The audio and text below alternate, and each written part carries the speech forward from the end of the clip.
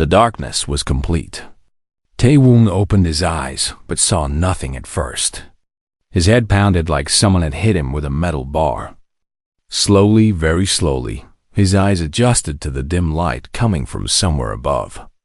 He was lying on a cold floor. The surface felt like stone, but smoother, colder. He tried to move his hands. They responded, but barely. Something was wrong with his body. Everything felt heavy, like he was underwater. Tae-woong forced himself to sit up. The room spun around him. He waited for it to stop. A cell. He was in a cell. The memory came back in pieces. The distress signal. The investigation. His ship, the Defiant Dawn, moving carefully through the Viridian Nebula. Then the ambush. Ships coming out of nowhere. Weapons that didn't kill but knocked everyone unconscious. Then nothing. Captain? A voice came from somewhere to his left. It was G1, his pilot. She sounded weak but alive. "I'm here," Tae-woong said. His own voice sounded strange to him. "Are you hurt?" "I don't think so. Just can't move much." "Where are we?" "Prison. Enemy ship, probably." Tae-woong stood up slowly. His legs shook but held. He moved to the wall of his cell. It was made of some kind of energy field. He could see through it, barely. Across from him was another cell. He could see a shape inside. A person. Hyan-Wu? Dong Hyan? You Jin? He called out. "Here, Captain." That was Hyan-Wu, the engineer. His voice came from the right side, still breathing. Dong Hyan, the weapons officer. He sounded angry, which was normal for him. "I'm okay." "You Jin, the medic." Her voice was calm, professional. All 5 of them were alive. That was something. Footsteps echoed from somewhere beyond the cells. Heavy footsteps, like something big was walking. Tae-woong stepped back from the energy wall and watched. A door opened at the far end of the corridor. Light flooded in, bright and painful. 3 figures walked in. They were tall, maybe 7 feet. Their bodies were covered in scales that looked dark green or brown, reptilian. Their faces were long with sharp teeth visible even when their mouths were closed. They wore armor that looked advanced, military grade. The one in front stopped at Tae-woong's cell.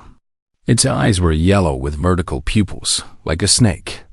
It looked at him the way a scientist might look at a bug in a jar.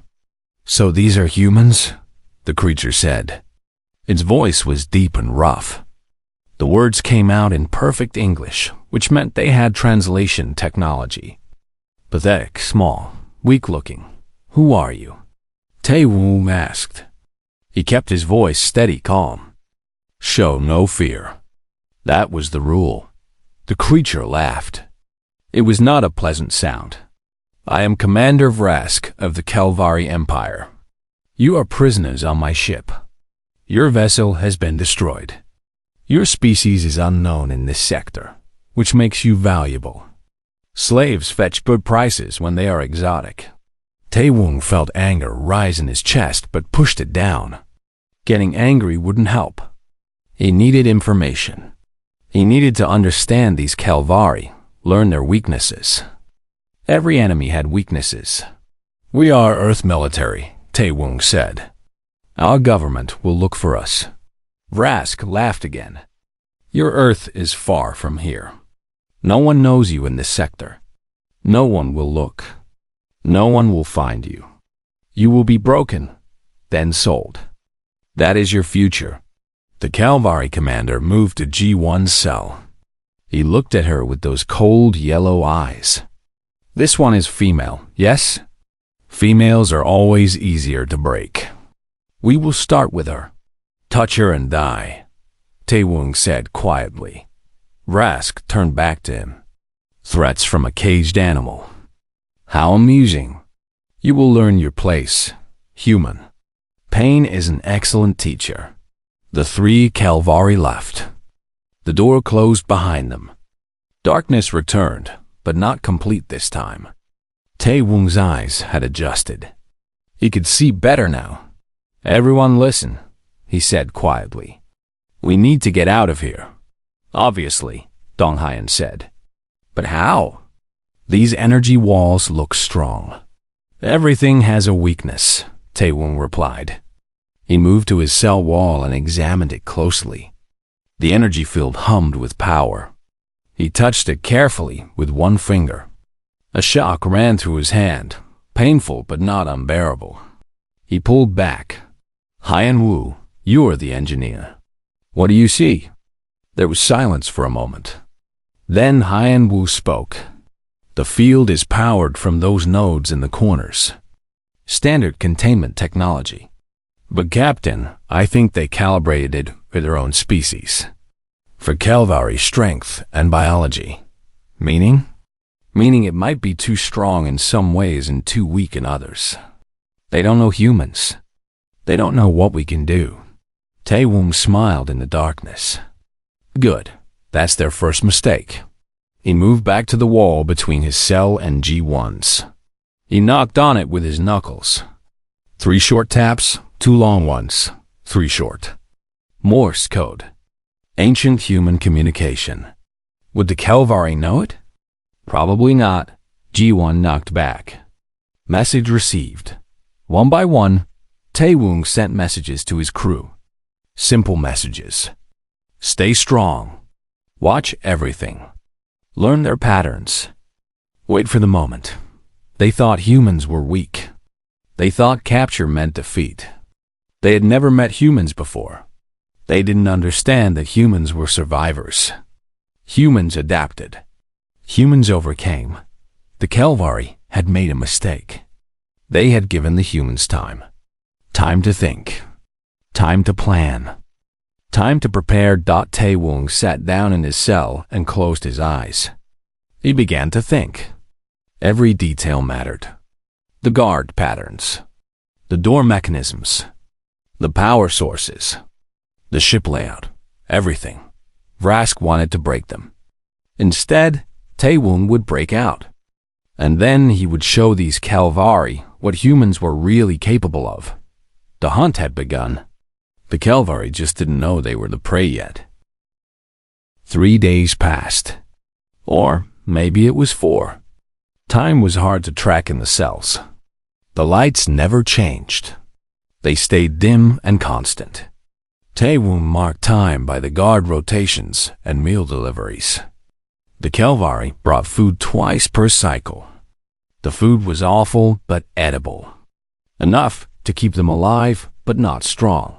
On the 4th day, they came for G-1.4. Guards entered the corridor. They opened her cell and dragged her out. She didn't fight. That was smart. Save energy for when it mattered. The door closed behind them, and she was gone. Tae-woong forced himself to stay calm. G1 knew what to do. They had discussed it through the wall taps. Every interrogation was an opportunity. A chance to learn. A chance to gather information. 2 hours later, they brought her back. She could barely walk. The guards threw her into her cell and left. Tae-woong heard her breathing, hard and fast, like she had been running. "Ji-won?" he called softly. "Talk to me." "I'm okay," she said. Her voice was shaky but determined. They asked questions. About our military, our technology, our home world. What did you tell them? Nothing important.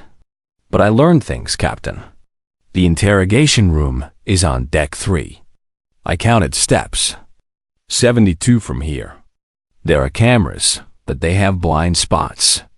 The guards are lazy. They think we're harmless. Tae-woong smiled. Good work. There's more. Vrask is arrogant. He kept talking, bragging. He said humans are unknown here. No one has fought us before. They only have scattered reports from far away. They think we're weak because we look smaller than them. Let them think that, Tae-woong said. Underestimation is a weapon. The next day, they took Hyan-woo. The engineer was gone for 3 hours. When he returned, He looked tired but not broken. That night, through the wall taps, he sent a message. He had been taken to a different room. A workshop. They wanted him to repair some equipment. He had met a young Calvari technician named Dreth. Over the next few days, they took each crew member for interrogation or work. Each time, they brought back information. Don Hyan learned about the guard schedules.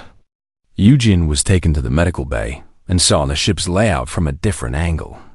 She also met other prisoners, aliens from different species. All captured, all enslaved. Eugene used her medical knowledge to help some of the sick prisoners through the cell walls. She couldn't do much, but she did what she could. Word spread among the prisoners. The human medic was kind. The human medic cared. Hyan Wu kept meeting Dreth in the workshop. The young Calvari was different from the others. Curious, questioning. Hyan Wu talked to him about engineering, about problem solving. He made suggestions that improved the ship's systems. Dreth was impressed. "Your species must be advanced," Dreth said one day. "Advanced enough," Hyan Wu replied. "We learned to think differently, to solve problems in creative ways. Commander Vrask says your kind is primitive. Commander Vrask hasn't seen what we can do when we're not in chains." Dreth was quiet after that. But Hyan Wu could see him thinking. Seeds of doubt were growing. Meanwhile, Vrask focused on breaking G1. He believed females were weaker. It was a common mistake among many species. Vrask didn't understand that human females were just as capable, just as dangerous as males. Sometimes more so. Every interrogation, G1 played her part. She acted more affected than she was. She pretended to be on the edge of breaking. She cried sometimes, but the tears were calculated. Each session, she learned more. The guard patterns, the door codes, the weapons storage, the bridge location. She was building a map in her mind. A complete picture of the ship. Don Hyan had a different approach. They beat him regularly, trying to break his spirit. He took every beating without giving them anything useful. In between, he exercised in his cell. Push-ups, squats, anything to maintain strength. He also observed the guards carefully. Most Calvari were bigger and stronger than humans.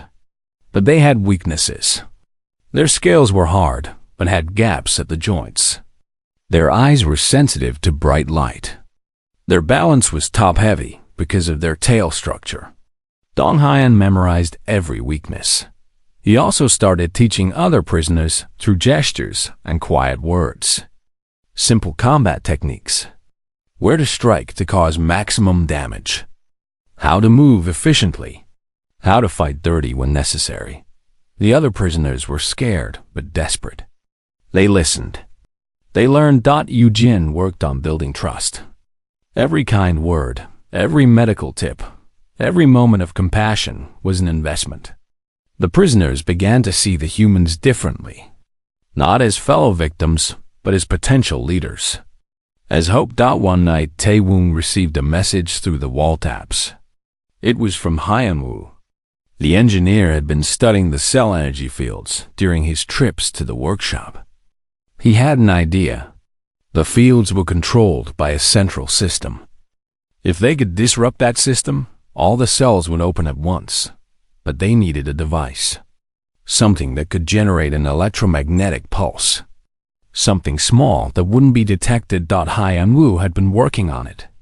Dreth had unknowingly helped by leaving certain components accessible. Small pieces of circuitry, bits of wire, a tiny power cell. Hyan Wu had been stealing them piece by piece, hiding them in his clothes. How long until it's ready? Tae-woong sent back in code. 3 days.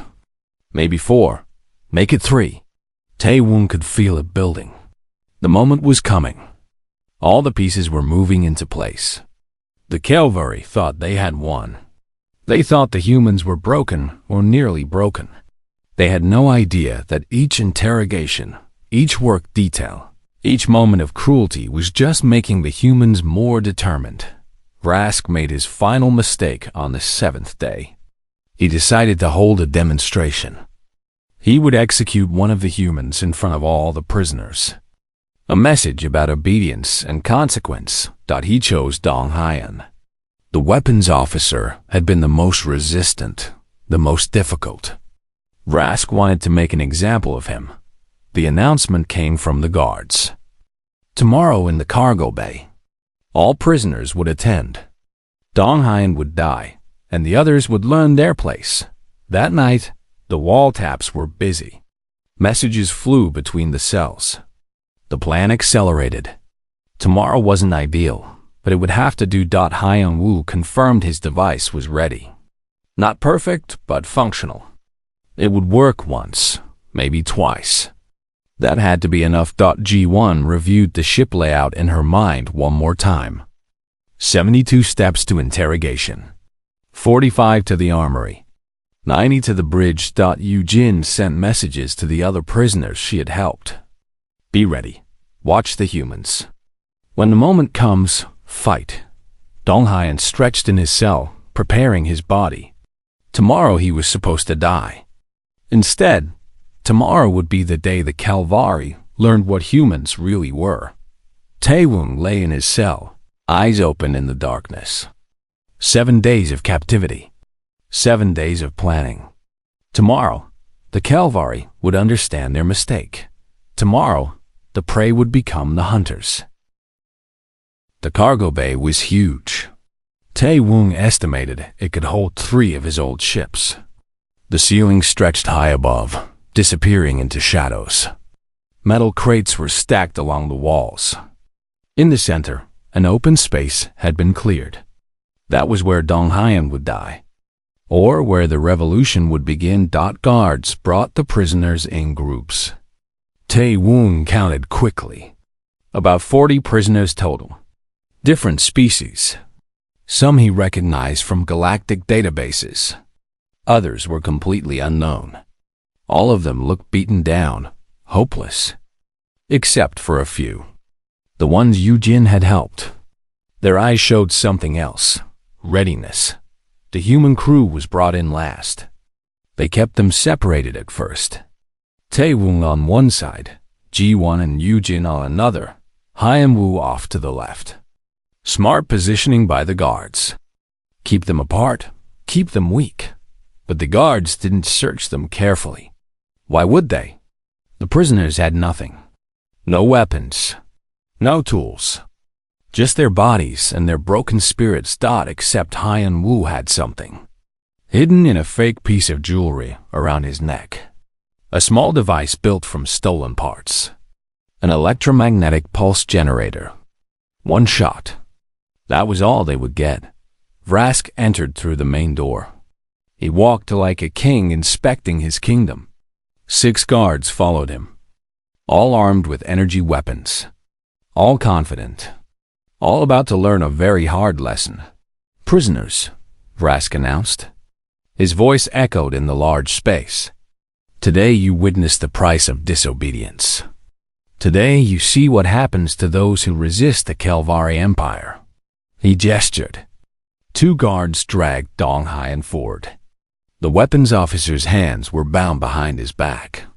His face was bruised from beatings, but his eyes were clear and focused. He looked at Taewon briefly. A tiny nod. Ready. This human thought himself strong, Vrask continued. He refused to cooperate. He refused to accept his place. Now he will die, and you will all remember this moment. Vrask pulled out a blade. It was ceremonial. Decorative, but sharp. Very sharp. He walked toward Dong Hyan slowly, enjoying the moment. Taewon watched carefully. The guards were positioned around the room. 6 with Vrask. 4 more at the doors. 10 total. The energy restraints on the prisoners hummed with power. Everything depended on the next 30 seconds. Vrask raised the blade. The cargo bay was silent. Even the breathing seemed to stop. Then Hyan Wu moved. His hand went to his neck, touched the jewelry. Press the hidden button. Nothing happened for a heartbeat. Then, everything happened at once. The electromagnetic pulse exploded outward. Invisible, but powerful. Every electronic system in the cargo bay flickered and died. The lights went dark. The energy restraints vanished. The guards' weapons sparked and shut down. Emergency lights kicked in 3 seconds later. Dim red lighting. But 3 seconds was an eternity in combat. Tae-woong was already moving. He had been counting steps, measuring distances for days. He knew exactly where the nearest guard stood. His fist connected with the Kelvari's throat. The exact weak point Dong Hyan had identified. Scales didn't cover the soft tissue there. The guard went down. Choking. G1 was smaller than most Kelvari, but faster. Much faster. She swept a guard's legs, using his own weight and tail against him. When he fell, she grabbed his head and twisted. The snap echoed in the bay. She took his knife. Yujin went for the guard commander. He was the biggest, the most dangerous. She ducked under his swing and drove her fingers into his eye sockets. Not deep enough to kill, but deep enough to blind. He screamed and stumbled back. Another prisoner, one of the ones she had helped, finished him with a piece of metal pipe. Dong Hyan, hands still bound, head-butted the guard closest to him. Then he ran backward into a metal crate, using the edge to cut his bindings. Free, he became a weapon. Every move was precise, brutal, efficient. Throat strikes. Joint breaks. Eye gouges. Nothing fancy. Pure combat effectiveness. Hyan Wu wasn't a fighter, but he had intelligence. He grabbed a fallen weapon and dragged it to cover, working to get it functioning again. His fingers moved fast, bypassing the imp damage. The other prisoners hesitated for maybe 2 seconds. Then the ones Yujin had helped attacked. Then others joined. 40 prisoners against 10 guards. It wasn't a fair fight. The guards never had a chance. Vrask tried to run. Tae-woong caught him before he reached the door. The captain was smaller than the Kelvari commander, but that didn't matter. Tae-woong had trained for years in combat. He knew how to use size against an opponent. He knew where every weak point was. Vrask swung at him. Tae-woong ducked, stepped inside the swing, and drove his elbow into Vrask's ribs. Kelvari bones were strong, but not unbreakable. Something cracked. Vrask gasped in pain. "You wanted to teach us about pain," Tae-woong said quietly. "Let me teach you about human determination." He swept Vrask's legs and drove him to the ground. A knee on the commander's back. Pressure on the spine, right where the scales had a gap. Enough to hurt, enough to immobilize, not enough to kill. "Not yet. Everyone stop." Tae-woong shouted. His voice cut through the chaos. The fighting paused. Prisoners stood over fallen guards. Some guards were dead. Others were unconscious or too injured to fight. The cargo bay was secured. 10 guards down. 40 prisoners free. And 5 humans who were very, very angry. G1 wiped blood from her knife. "What now, Captain?" "Now we take the ship," Tae-woong said. He stood up, keeping Vrask pinned with one foot. "Hyan-woo, how long until they realize something is wrong?" The engineer was working on a guard's communication device. "Maybe 3 minutes. The MP was localized to this bay, but they'll notice the silence soon. 3 minutes." Tae-woong looked around at the freed prisoners. "Listen to me. Some of you want to run. I understand. But if you run now, they'll hunt you down. If you fight with us, we can take this ship. We can be free. Really free." A tall alien with blue skin stepped forward. "Why should we trust you, human?" "Because we just freed you," Yujin said. "Because we have a plan. Because we're good at this." "She's right," another prisoner said. This one was smaller, with 6 arms. "I watched them. They planned this. They waited for the right moment. "They're soldiers." Tae-woong nodded. "We are. Earth military. And we're offering you a choice. Fight with us and live free, or run and die hunted. Decide now." One by one, the prisoners made their choice. Most stayed. A few ran. Tae-woong let them go. He needed people who would fight, not people who would hesitate. Dong-hyun was collecting weapons from the fallen guards. "We have 10 energy rifles. Limited charge. Maybe 100 shots total. Not enough for a whole ship," Ji-won said. "Then we don't fight the whole ship at once," Tae-woong replied. "We're smart about this. Hyun-woo, can you access the ship systems from here?" "Give me 5 minutes with that terminal." Hyun-woo pointed to a cargo management console. "You have 3. Ji-won, you know the route to the armory? 45 steps, 2 left turns, straight corridor. Take Dong-hyun and 10 prisoners. Get to the armory. Get weapons. Get body armor if they have it.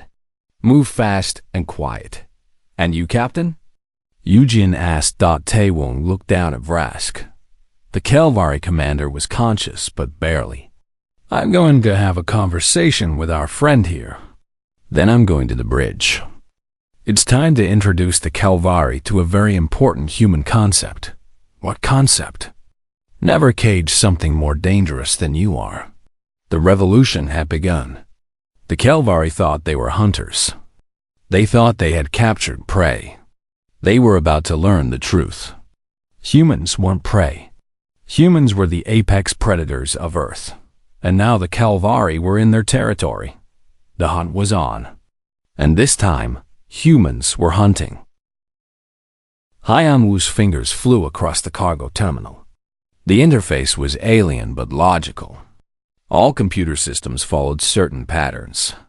Input, process, output. Find the pattern. Find the control. "Got it," he said after 2 minutes. "I'm in their system. Basic access only, but enough." "Ship layout," Tae-woong ordered. A holographic display appeared above the terminal. The Kelvari ship was massive. 12 decks. Crew of maybe 200. Heavy weapons. Fighter bays. This wasn't just a slaver ship. It was a warship. "That's a problem," Eugene said quietly. "That's an opportunity," Tae-woong corrected. "Hyun-woo, can you lock down sections?" "Selectively, yes. I can seal bulkheads. Disable gravity in specific areas. Cut life support to certain decks. Do it. Herd them where we want them. Make them fight on our terms, not theirs." Ji-won and Dong-hyun returned 15 minutes later. They had 20 rifles, body armor, and several crates of ammunition. The prisoners they had taken were now armed and dangerous. One of them, the blue-skinned alien, seemed to know how to use the weapons well. "Where did you learn to fight?" Tae-woong asked him. "I was a soldier before they captured me. My name is Richter. I will fight with you." "Good. You're with Dong-hyun. Take a team and secure engineering. Hyun-woo needs full access to ship systems." Richter nodded and moved out with 10 armed prisoners. The ship's alarm started blaring. Someone had found the guards in the cargo bay. Now the real fight would begin. "Hyun-woo, seal all routes to the cargo bay except Corridor 7, Tae-woong ordered. The engineer worked quickly. On the holographic display, red lines appeared as bulkheads slammed shut throughout the ship. Only one path remained open to the cargo bay. "They'll come through Corridor 7 in force," Ji-won said. "I know. That's the point. Ambush positions. Make every step they take cost them." They set up quickly. Barricades made from cargo crates. Overlapping fields of fire.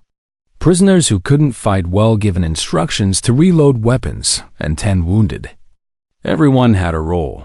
The Kelvari came 10 minutes later. 20 soldiers in full combat armor. They moved in formation, professional, and coordinated. They expected to find escaped prisoners cowering in the cargo bay. Instead, they walked into a kill zone. The first volley dropped 6 of them. Energy blasts from hidden positions coordinated fire. The Calvari scattered and took cover, but the corridor limited their options. Dong Hyan's team fired from the crate barricades. Prisoners on elevated positions shot down.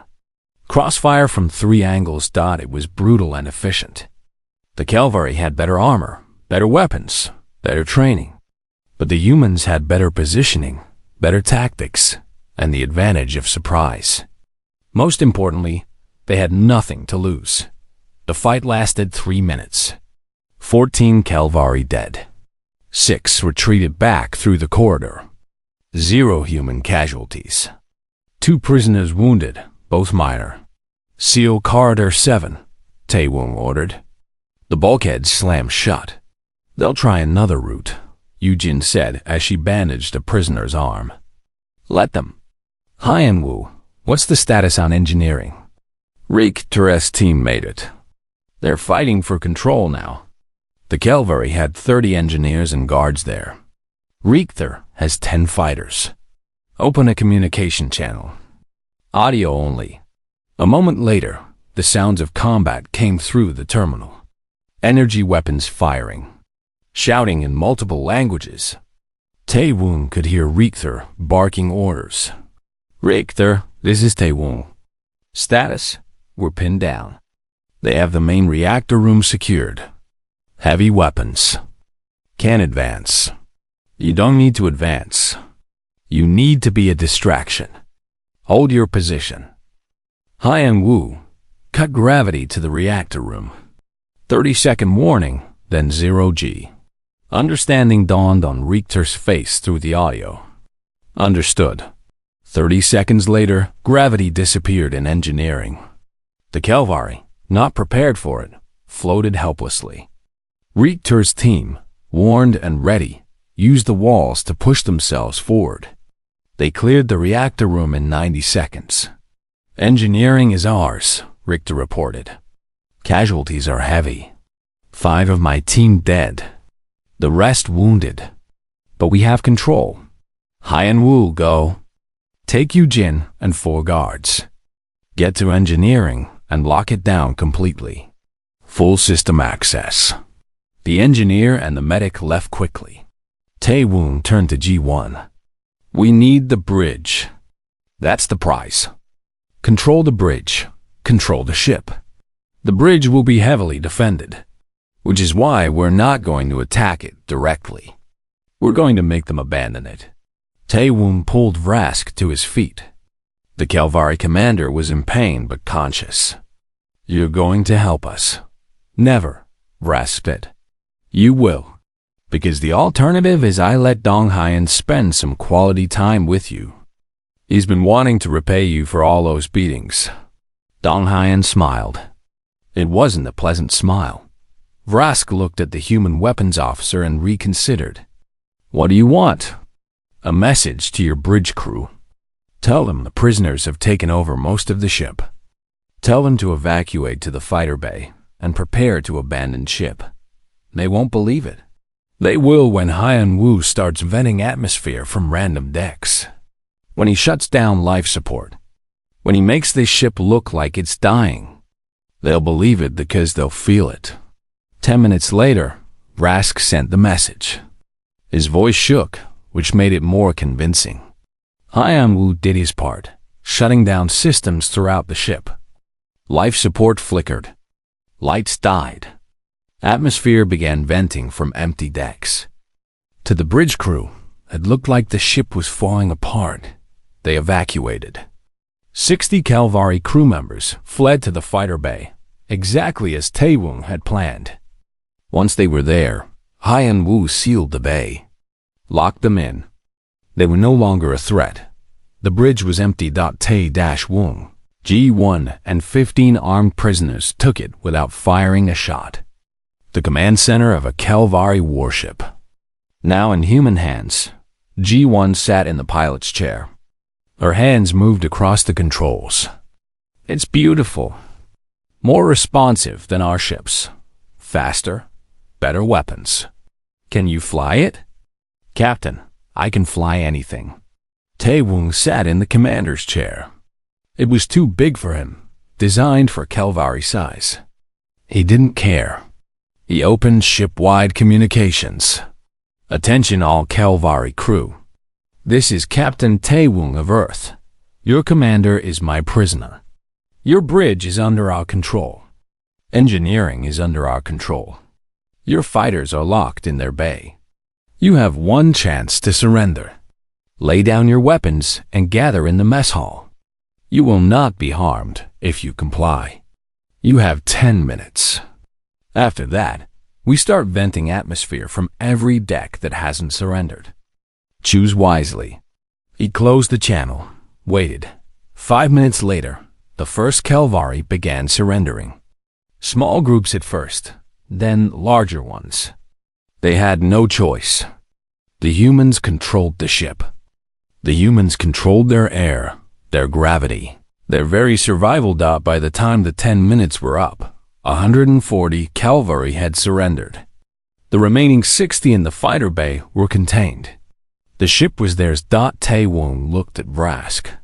You said humans were weak, that we would be broken and sold. How does it feel to be proven wrong? Vrask said nothing. His yellow eyes showed something humans rarely saw in Kelvari. Fear. You're going to live, Taewung continued, because you're going to carry a message. You're going to tell every slaver in this sector what happened here. You're going to tell them that humans don't break. We adapt. We overcome. We win. He stood up and walked to the viewport. Outside, stars stretched endlessly. Somewhere out there was Earth, home. But first, there was work to do. G1, plot a course to the nearest Kelvari slaver outpost. Captain, we're sending a message. And we're just getting started. The first outpost died quickly. It was a small operation, just 20 Kelvari running a slave processing center on a dead moon. They never expected an attack, especially not from one of their own warships. G1 brought the ship in slowly, broadcasting friendly identification codes. By the time the outpost realized something was wrong, Donghayan had already locked weapons on their defensive systems. One shot. The outpost shields collapsed. The second shot took out their communications array. Taewung sent a shuttle down. Richter led the assault team, now 50 strong, made up of freed prisoners who wanted revenge. The fighting was brief. The slavers had nowhere to run. They freed 200 prisoners from that outpost. Different species from across the sector. Some had been captive for years. All of them looked at the humans with something like awe. You came for us, one of them said. A small creature with 4 arms and soft fur. No one ever comes. We came, Eugene replied gently. And you're free now. All of you. The second outpost was bigger. 50 Kelvari. Better defenses. But it didn't matter. Haiyan Wu had been studying the Kelvari systems for days. He knew every weakness. He shut down their power grid before the ship even arrived. When Donghayan's team landed, they found the outpost dark and defenseless. 400 more prisoners freed. The third outpost actually fought back. They had detected the pattern, understood what was happening. They scrambled fighters and opened fire as soon as the warship appeared. G1 smiled. Finally, a challenge. She flew like the ship was an extension of her body, dodging, weaving, returning fire with precision. The Kelvari pilots were good. G1 was better. Much better. She destroyed 6 fighters in 3 minutes. The rest retreated. This time, Taewung went down with the assault team. He wanted to see it himself. The outpost commander was a Kelvari named Thresh. He was waiting in the main hall, surrounded by guards, when the humans entered. You're the ones, Thresh said. His voice was steady, but his eyes showed fear. The ones who took Rask's ship. The ones destroying our operations. That's right. Tae-woong replied. And you have a choice. Surrender and live, or fight and die. I recommend surrender. Thresh looked at his guards. 20 Kelvari, all armed. Then he looked at Tae-woong's team. 30 fighters, humans and freed prisoners working together. Coordinated, professional, deadly. Thresh was smart. He surrendered. 600 more prisoners freed from that outpost. By the time they finished, the ship's crew had changed completely. The Kelvari were locked in secure areas under guard. The freed prisoners had taken over most operations. Some of them new ships, new weapons, new tactics. They volunteered to help. Richter became Dong Hyeon's second in command. A small engineer named Pip, from a species Tae-woong didn't recognize, worked with Hyeon-woo in the engine room. A medic named Sala, with blue skin and 6 fingers, assisted Yujin in the medical bay. The ship wasn't Calvary anymore. It was something new. Something better. Hyeon-woo appeared on the bridge one day with a proposal. Captain, we need to rename the ship. The Kelvari called it the Black Ship. We should call it something that represents what we've become. Suggestions? The Unbroken Will. Tae-woong thought about it. 7 days in cells. Interrogation. Torture. Plans made in darkness. The moment of escape. The battles. The victories. The freed prisoners. All of it because humans refuse to break. I like it. Make it official. Paint it on the hull if you want. Already done, Captain. Word spread fast through the sector. The Black Ship was gone. The Unbroken Will had taken its place. A ship crewed by former slaves. Led by humans. Hunting slavers. Freeing prisoners. Sending a message, Calvary outposts began to evacuate. Some tried to fight. Those battles never ended well for them. Some tried to hide.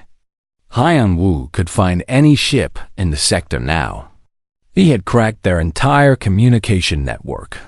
After 2 weeks, Tae-woong called a meeting in the main conference room. All the senior crew attended. Ji-won, Hyeon-woo, Yujin, Dong-hyeon, Richter, Pip, and Sala. The core team. We've freed over 2,000 prisoners, Tae-woong began. We've destroyed or captured 27 Calvary facilities. We've sent their slaving operations into chaos. But we can't stay here forever. Earth doesn't know where we are. We need to go home. What about the prisoners? Sala asked. Many have nowhere to go.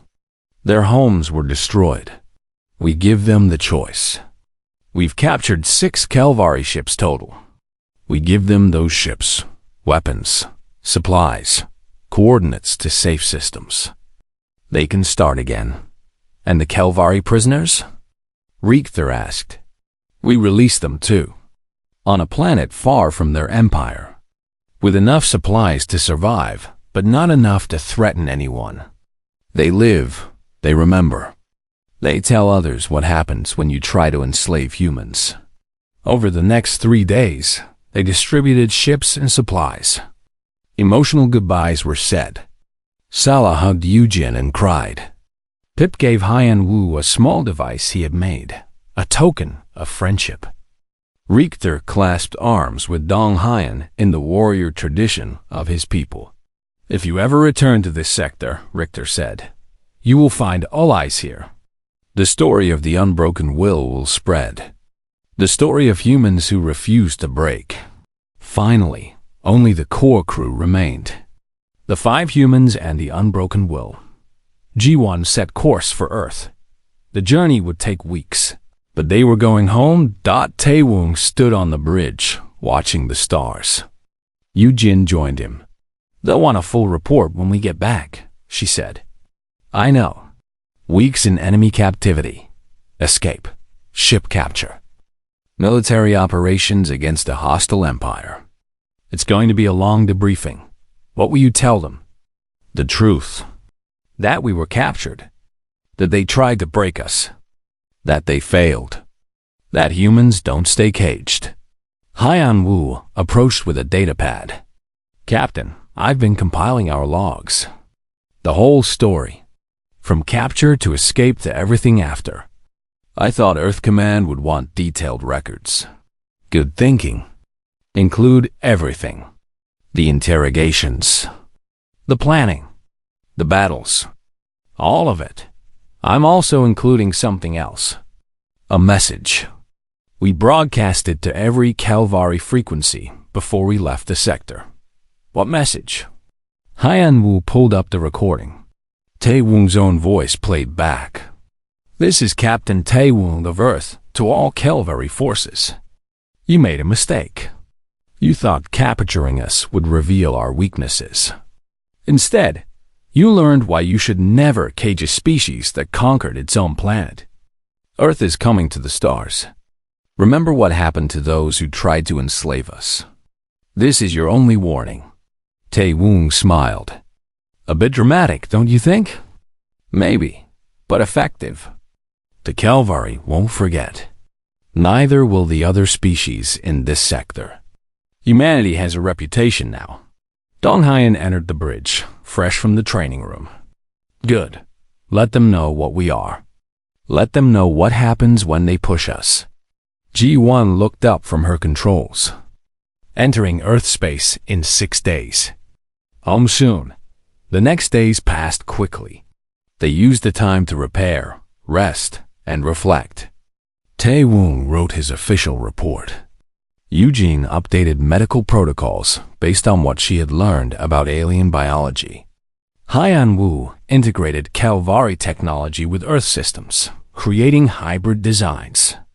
Donghan trained, always training, always ready.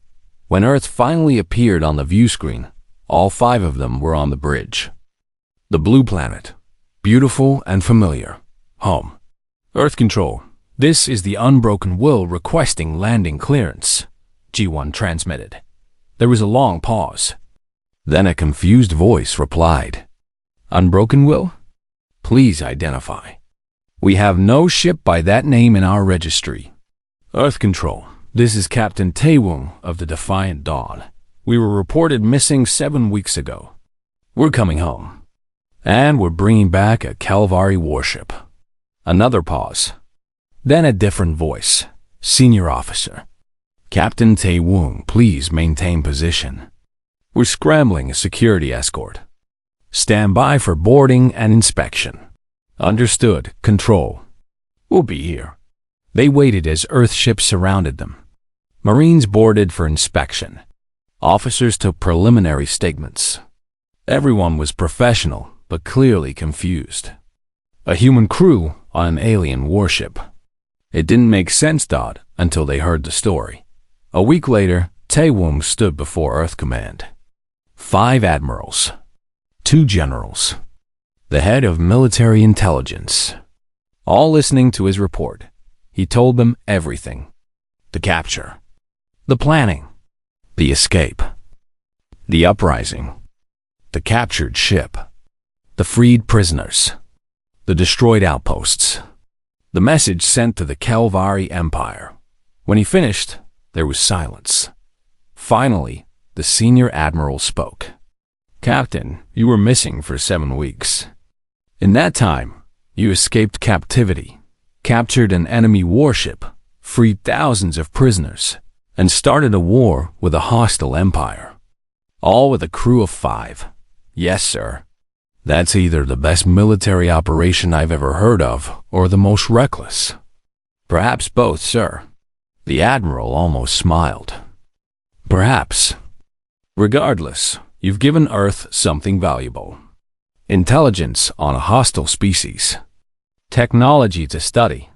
And most importantly, a message to the galaxy. Humans don't break. No, sir. We don't. The meeting ended. Recommendations for commendations. Orders for debriefings. Plans for analyzing the captured ship. But Taewung knew the most important part was done. Earth knew about the Calvary now. The Calvary knew about Earth. And across the sector, freed prisoners were spreading stories. Stories about humans who refused to stay captured. who turned the tables on their captors, who showed the galaxy what humanity really was.